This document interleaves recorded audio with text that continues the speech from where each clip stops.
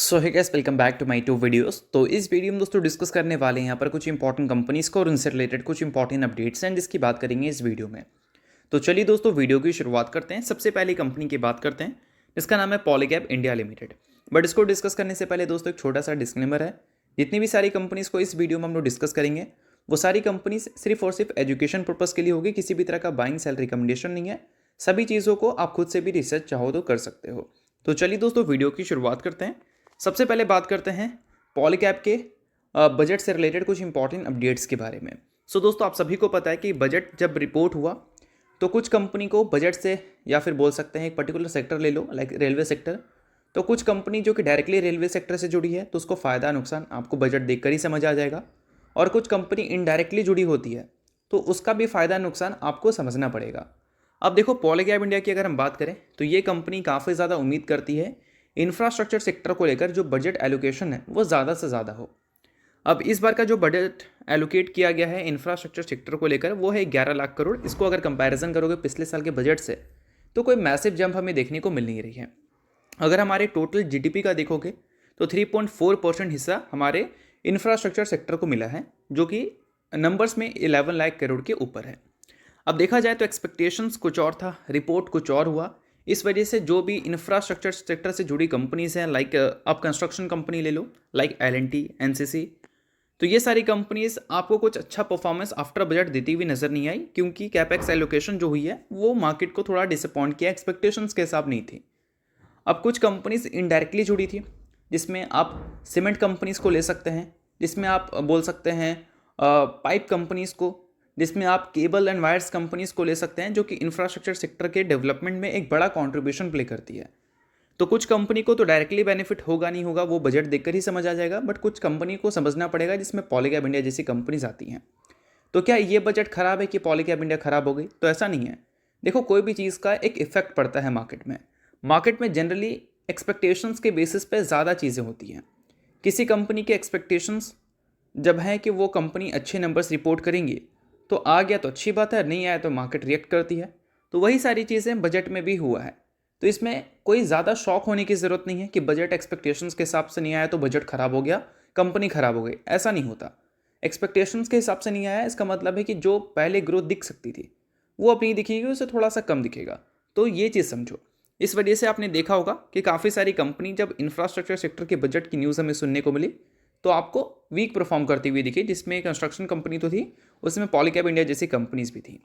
तो चलिए दोस्तों डिस्कस करते हैं अब अगली कंपनी को, जिसका नाम है garden rich ship builders limited.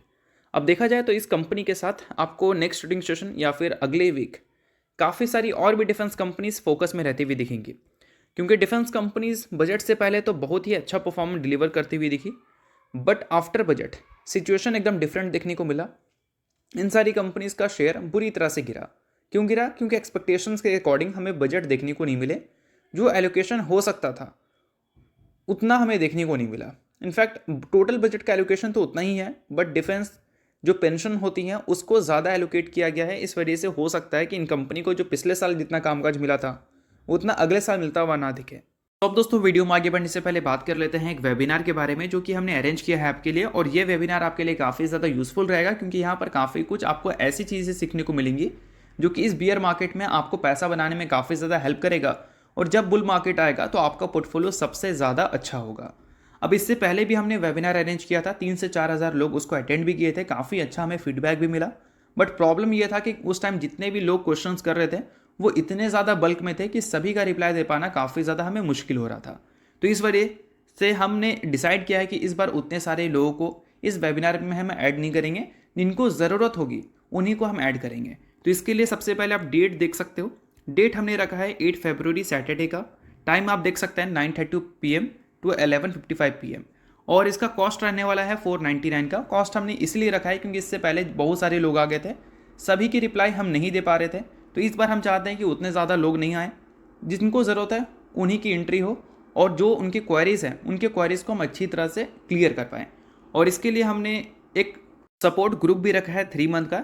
वहाँ पर आपको किसी भी तरह की क्वेरीज़ अगर होती हैं, मार्केट से रिलेटेड हो या टेक्निकल से रिलेटेड हो, तो डायरेक्टली अपनी क्वेरीज़ को आप डाल सकते हैं, उसको मैं पर्सनली शॉर्ट आउट करने की कोशिश करूँगा। अब सबसे इंपॉर्टेंट चीज़, इस वेबिनार में आप सीखने क्या वाले हो। तो इसके कंप्लीट डिटेल्स आप यहाँ पर देख सकते हैं। अभी सबसे इंपॉर्टेंट क्या है कि मार्केट में मैक्सिमम लोगों का पोर्टफोलियो 30 से 40% नीचे है। अब इसके पीछे का सबसे बड़ा रीज़न क्या है? रीज़न दोस्तों ये है कि काफ़ी सारे लोगों को पता ही नहीं है कि एक्चुअल में हमें एंट्री स्टॉक में कहाँ लेनी है, तो वो चीज़ मैं आपको समझाऊंगा। उसके अलावा एंट्री कहाँ नहीं लेनी है वो भी मैं आपको समझाऊंगा। और जब मार्केट गिरता है तो आपके पोर्टफोलियो में कम से कम लॉसेस हो, ये कैसे होगा ये भी मैं आपको समझाने की कोशिश करूंगा। उसके अलावा जो फंडामेंटल्स इंपॉर्टेंट चीज़ें होती हैं वो भी मैं आपको समझाने वाला हूँ, और साथ में मार्केट से पैसा कैसे बनाना होता है उसके भी काफ़ी सारे आपको फॉर्मूलाज देखने को मिलते हैं, वो भी मैं आपको सिखाने वाला हूँ। तो ये जो कंप्लीट डिटेल्स यहाँ पर दिख रही हैं, यही सारी डिटेल्स आपको मार्केट में एक सक्सेसफुल इन्वेस्टर और ट्रेडर बनने में हेल्प करती हैं। तो ये सारी चीज़ें अगर आप लेना चाहते हैं इस वेबिनार से, तो लिंक मैंने आपको अपने व्हाट्सएप का दे रखा है डिस्क्रिप्शन में और पिन कमेंट में। लिंक के थ्रू आकर अपनी क्वारीज आप मुझसे डाल सकते हैं। मैं पर्सनली सारी डिटेल्स आपको वहाँ पर भेज दूंगा, जिसके थ्रू आप इस वेबिनार को ज्वाइन कर सकते हो। साथ में दोस्तों इन सारी कंपनीज के जो अर्निंग्स हैं वो भी हमें अगले वीक आते हुए देखने को मिलेंगे। तो कौन कौन सी कंपनी के अर्निंग्स आएंगे? तो कल हमें देखने को मिलेगा गार्डन रिच शिपबिल्डर्स के अर्निंग्स, उसके बाद हमें मैज़गॉन और कोचिंग शिपयार्ड जैसी कंपनीज के भी अर्निंग्स आते हुए देखने को मिलेंगे। तो हम उम्मीद करेंगे कि अर्निंग्स हमें अच्छे देखने को मिले, और मे भी अच्छा देखने को मिल भी सकता है, क्योंकि अगर पूरे फाइनेंशियल ईयर की बात करें तो generally second half defence companies के लिए अच्छा होता है। Q3 अच्छा होता है Q2 और Q1 से, और Q4 सबसे ज़्यादा अच्छा होता है, चाहे उसको कंपैरिजन करो Q1, Q2 या फिर Q3 से। तो मैज़गॉन के अर्निंग्स हमें 7 फरवरी को आते हुए देखने को मिलेंगे। गार्डन रिच शिपबिल्डर्स के अर्निंग्स हमें कल आते हुए देखने को मिलेंगे। और पिछले कई टाइम से इसके जो रेवेन्यू है वो ईयर ऑन ईयर बेसिस पे 20, 30, 40, 50, 60% तक की ग्रोथ आपको रिपोर्ट करती हुई दिख रही है। लाइक पिछले क्वार्टर की बात करें तो वहाँ पर ग्रोथ हमें 28% की देखने को मिली थी ईयर ऑन ईयर बेसिस पे। उससे पिछले क्वार्टर में ईयर ऑन ईयर बेसिस पे 33% की ग्रोथ थी, उससे पहले 68% की ग्रोथ थी। ये सेम चीज़ हमें कंपनी के रेवेन्यू में रेवेन्यू के साथ हमें प्रॉफिट में भी देखने को मिलता है। प्रॉफिट पिछले क्वार्टर में अच्छे देखने को मिले थे Q1Q बेसिस पे, और ईयर ऑन ईयर बेसिस पे भी अगर कंपैरिजन करें तो हम सेम चीज़ उम्मीद करेंगे इस क्वार्टर से भी, यानी कि Q3 से भी, जहां पर कंपनी के रेवेन्यू और बोल सकते हैं प्रॉफिट दोनों एटलीस्ट 30% से ग्रो हो गए, तो फिर उसको अच्छा नंबर्स हम कंसिडर कर सकते हैं। और इसके करंट अगर हम प्राइस टू अर्निंग मल्टीपल्स की बात करें तो उसके हिसाब से 30% का ग्रोथ तो इस कंपनी को दिखाना ही चाहिए। अगर 30% का ग्रोथ रहता है तो डिफेंस वाले जो कंपनीज बजट की वजह से परेशान हैं उस चीज़ों को मार्केट थोड़ी से भूलती हुई नजर आएगी काफ़ी जल्द में। तो इन सारी चीज़ों पे थोड़ा ध्यान देना, और कल के दिन इस कंपनी के अर्निंग्स पे भी चाहो तो आप ध्यान दे सकते हो। तो चलिए दोस्तों डिस्कस करते हैं अगली कंपनी को, जिसका नाम है डिक्सन टेक्नोलॉजी लिमिटेड। तो डिक्सन टेक्नोलॉजी भी कल के दिन या फिर बोल सकते हैं बजट के दिन आपको फोकस में रहती हुई दिखी थी। क्यों? क्योंकि कुछ ऐसी चीज़ें हैं जो कि डिक्सन टेक्नोलॉजी के बिजनेस को इफेक्ट कर सकता था। अब देखो दोस्तों, flat panel display custom duty को हाइक कर दिया गया है, ये हमारे फाइनेंस मिनिस्टर ने बताया। और उसके बाद डिक्सन टेक्नोलॉजी का शेयर पल भर में 9% तक टूट गया था। बट उसके बाद इस कंपनी के मैनेजमेंट की तरफ से कुछ चीज़ें ऐसी आईं जो कि थोड़े रिकवरी को बोल सकते हैं बढ़ावा दिया उन्होंने। अब गिरावट तो 9% तक देखने को मिली, बट उसके बाद रिकवरी आपको देखने को मिल गया। अब रिकवरी इसलिए भी दिख गया क्योंकि इसके जो CFO हैं सौरभ गुप्ता, उनके तरफ से स्टेटमेंट आया कि ये जो हाइक हुआ है कस्टम ड्यूटी वो एक तरह से कंपनी के लिए पॉजिटिव रह सकता है। तो चलिए इन सारी चीज़ों को ध्यान से समझते हैं। सो देखो दोस्तों, यहाँ पर चीज़ें आप नोट कर सकते हैं। कल हमें स्टेटमेंट सुनने को मिली फाइनेंस मिनिस्टर की तरफ से, जिसमें उन्होंने बताया कि जो बेसिक कस्टम ड्यूटी हुआ करता था फ्लैट पैनल डिस्प्ले के ऊपर वो 10% था, बट अभी उसको डबल कर दिया गया है, यानी कि 20% कर दिया गया है। अब इसके बाद डिक्सन के मैनेजमेंट की तरफ से स्टेटमेंट ये आई कि 10 से 20% का ये जो नंबर है कस्टम ड्यूटी का, ये हमारे लिए अच्छा है, क्योंकि पिछले 1 साल से हम इसकी मैन्युफैक्चरिंग करते आ रहे हैं, और डोमेस्टिक मैन्युफैक्चरिंग के लिए ये एक ट्रिगर साबित हो सकता है, यानी कि डोमेस्टिक मैन्युफैक्चरर को इससे बढ़ावा मिल सकता है। अब नोट करने वाली बात यहाँ पर यह है कि इस इंडस्ट्री को उन्होंने 6,000 करोड़ का बताया है। अब इसमें ये पिछले कुछ टाइम से बोल सकते हैं कि कामकाज कर रहे हैं, और लास्ट ईयर इन्होंने जो रेवेन्यू जनरेट किया था उसका थोड़ा सा हिस्सा इसी इंडस्ट्री से जनरेट हुआ था। बट अगर हम बात करें एक डिसेंट अमाउंट ऑफ रेवेन्यू की, तो वो अगले 1 साल से जनरेट होने लगेगा, ऐसा यहाँ पर डिक्सन के CFO का कहना है।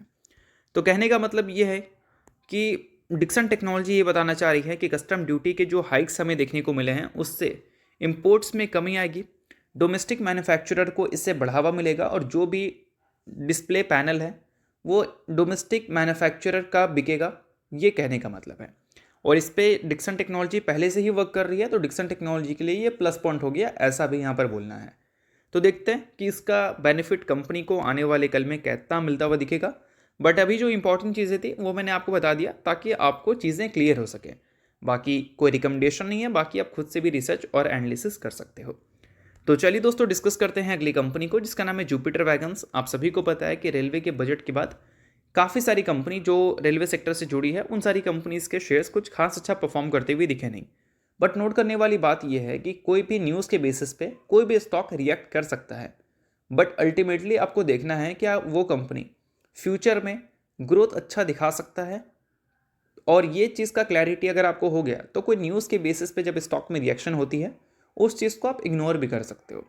अब अगर जुपिटर वैगन्स की बात करें तो पिछले 10 साल का सेल्स ग्रोथ CAGR देख लो, प्रॉफिट ग्रोथ देख लो, 10 साल, 3 साल, 5 साल या फिर 1 साल, सभी आपको इंप्रेसिव दिखेगा। और जुपिटर वैगन्स का जो करंट मार्केट कैप है वो 16,000 करोड़ का है और इसके ऑर्डर बुक का जो वैल्यू है वो इससे काफ़ी ज़्यादा है। इट मीन्स कंपनी के पास अच्छे खासे ऑर्डर्स तो हैं कि कंपनी जो पास्ट में ग्रोथ दिखा रखी है उसी को फ्यूचर में भी रिपीट कर सकती है। बट चीज़ें ऐसी हैं दोस्तों कि वो आपको समझनी है। इससे पहले जब पहली बार रेलवे सेक्टर में बड़े एलोकेशन हमें देखने को मिले तो जुपिटर वैगन जैसी कंपनीज या फिर बाकी के railway stocks like RVNL, IRFC बहुत ही ज़्यादा भागी थी क्योंकि ग्रोथ की बहुत ज़्यादा उम्मीद थी। और देखा जाए तो कुछ ही कंपनी ने नंबर्स उस बीच में अच्छे दिखाए थे, जिसमें जुपिटर वैगन्स का नाम है। बाकी RVNL और IRFC जैसी कंपनीज के नंबर्स अच्छे नहीं थे, टू बी ऑनेस्ट। बट पिछले साल जब हमें रेलवे सेक्टर को लेकर एक्सपेक्टेशंस के हिसाब से बजट देखने को नहीं मिले तो उम्मीद किया गया था कि ग्रोथ जो हम पहले उम्मीद कर रहे थे इन सारी कंपनी से वैसा हमें देखने को नहीं मिलेगा, तो वैल्यूएशंस को बहुत ज़्यादा कट किया गया। ठीक है, नोट करना। एक टाइम पे इसके प्राइस टू अर्निंग मल्टीपल्स 90 के ऊपर हुआ करते थे, अभी 40 के आसपास आ चुके हैं। और ये जो लाइन आपको दिख रहा है ये लाइन पिछले 5 साल के मीडियन पी का लाइन है और उसके एकदम करीब आ चुका है इसका current price to earning multiples. यानी कि वैल्यूएशन पॉइंट ऑफ व्यू से अगर हम देखें तो ये स्टॉक अट्रैक्टिव वैल्यूएशन पे तो दिख रही है। और फ्यूचर के ग्रोथ के हिसाब से इसके करंट वैल्यूएशन को अगर हम देखें तो ये स्टॉक थोड़ी अंडर वैल्यूड भी हमें नजर आ रही है। तो पॉइंट टू बी नोटेड कि कंपनी के पास अच्छे ऑर्डर बुक है, खराब रेलवे बजट आए हैं फिर भी उस हिसाब से भी अगर हम देखें तो अच्छी ऑर्डर बुक है। और पिछले साल इसी बजट के बेसिस पे कंपनी के पास अच्छे ऑर्डर बुक थे, तो मतलब उम्मीद कर सकते हो आप कि अगले फाइनेंशियल ईयर में भी कंपनी को एक डिसेंट अमाउंट ऑफ ऑर्डर ज़रूर मिलते हुए दिखेंगे। तो पास्ट रिकॉर्ड अच्छा है, प्रेजेंट फाइनेंशियल्स कंपनी के अच्छे हैं, नंबर्स कंपनी के सही आ रहे हैं, उसके अलावा कंपनी के ऑर्डर बुक अच्छे हैं, तो फ्यूचर में भी नंबर सही आ सकते हैं। करेंटली अगर इस स्टॉक के प्राइस टू अर्निंग मल्टीपल्स की बात करें तो वो भी अट्रैक्टिव लेवल पे आ चुका है। तो मुझे लगता है कि ज़्यादा डर करना है, आप इस कंपनी को कूल डाउन करके भी होल्ड कर सकते हो। ये मेरा कहने का मतलब है कि कंपनी की सभी चीज़ें अगर अच्छी हैं तो फिर कंपनी को होल्ड करने में क्या है। अगर ख़राब होती तो बिल्कुल आप इग्नोर कर सकते थे, बट इसको एडवाइजरी की तरह मत लेना। मैं आपके सामने जो भी चीज़ें रख रहा हूँ उन सारी चीज़ों को आप खुद से भी चाहो तो वेरीफाई कर सकते हो। ऐसा नहीं कि मैंने कोई चीज़ें बनाई हैं आपके लिए स्पेशल, ऐसा कुछ नहीं है। जो सारे पैरामीटर्स को हमेशा डिस्कस करते हैं हम उसी पैरामीटर्स को हमने यहाँ रखा है ताकि चीज़ों को आपको समझने में आसानी हो। तो चलिए डिस्कस करते हैं अगली कंपनी को, जिसने दोस्तों 1:2 के रेशो में स्टॉक स्प्लिट का अनाउंसमेंट किया है। 7 फरवरी को इसका इसने रिकॉर्ड डेट फिक्स किया है। नाम दोस्तों क्या है, तो नाम है AGI इंफ्रा। सो अगर आप इस कंपनी के शेयर होल्डर हैं तो बेशक आपके लिए अच्छी खबर है, शेयर होल्डर नहीं है तो आप चाहो तो कंपनी को इग्नोर कर सकते हो। छोटी कंपनी है तो कोई रिकमेंडेशन नहीं है, बट न्यूज़ थी इस वजह से मैंने बता दिया। तो चलिए दोस्तों, ये सारी कुछ इंपॉर्टेंट कंपनी से रिलेटेड इंपॉर्टेंट अपडेट थी जिसकी बात की हमने इस वीडियो में। होप करता हूँ वीडियो आपको अच्छा लगा होगा। डिशो लाइक कीजिए, पहले सब्सक्राइब कीजिए। वीडियो के लिए बहुत बहुत शुक्रिया।